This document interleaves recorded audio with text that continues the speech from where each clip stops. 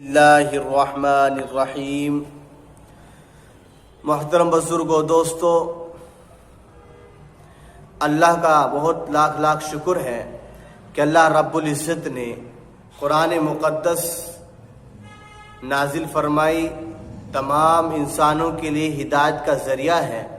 وہ کتاب جو اس کے الفاظوں کو پڑھے گا، اس کے معنی و مطالب کو سمجھے گا، اس کے تقاضوں پر عمل کرے گا، اللہ رب العزت اس کی دنیا بھی بنائیں گے اور آخرت کا بھی ذریعہ بنے گا۔ لیکن حالات جیسے چل رہے ہیں، ماحول جیسا بن رہا ہے، اس ماحول میں، اس حالات میں ہم قرآن مقدس سے کوسوں دور ہیں۔ قرآن مقدس سے دوریاں ہماری کوسوں دور ہو چکی ہیں۔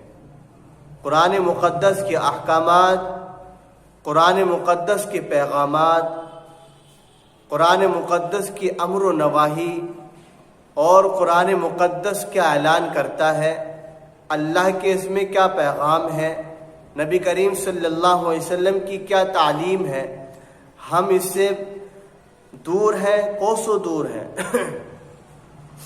لیکن حضور اکرم صلی اللہ علیہ وسلم نے قرآن مقدس کو اپنے تمام صحابہ کے درمیان اس قرآن مقدس کی تمام نکاتوں کو، اس کی تفصیلات کو اور اس کے منہج کو اپنے تمام صحابہ کے درمیان رکھا۔ صحابہ نے اس کو سمجھا، صحابہ نے عمل کر کے دکھایا، اللہ کے نبی صلی اللہ علیہ وسلم عمل کو دیکھ کر خوش ہوئے۔ تو میرے بزرگوں، دوستو، یہ دین کی بنیاد ہے۔ یہ تمام صحابہ کی جو زندگیاں ہیں، جو عملی پہلو ہیں، یہ دین کی اساس ہے، بنیاد ہے۔ صحابہ کو پڑھنا چاہیے، صحابہ کے طرز عمل کو دیکھنا چاہیے، سمجھنا چاہیے۔ یہ ہوگا جبھی جب ہمارے دل کے اندر کڑھن پیدا ہوگی، ہماری زندگی کے اندر نہ سنتوں کا دخول ہے، نہ اخلاقوں کا دخول ہے، اور نہ ہی آپسی پیار و محبت کا دخول ہے۔ قرآن مقدس تو یہی پیغام دیتا ہے۔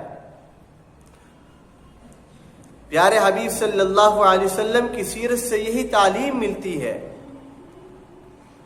میرے محترم بزرگوں، دوستو، قرآن مقدس کو پڑھنا چاہیے،